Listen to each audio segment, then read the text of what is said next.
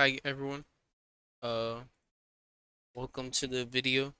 We're gonna show you guys how to fix Discord if it's on the black screen. Alright.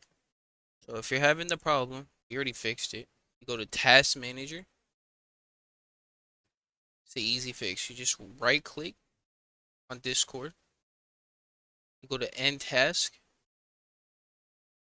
Once you end task, you can reload Discord. I had to search it back up.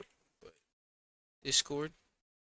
And it should open just like this, or like shows that you have a new account. And it should be off the black screen. Hope you guys enjoyed the video.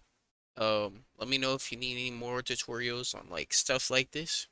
And thanks for watching. Leave a like, sub, recommend this to other people because they might need it. And peace out, everyone. Peace.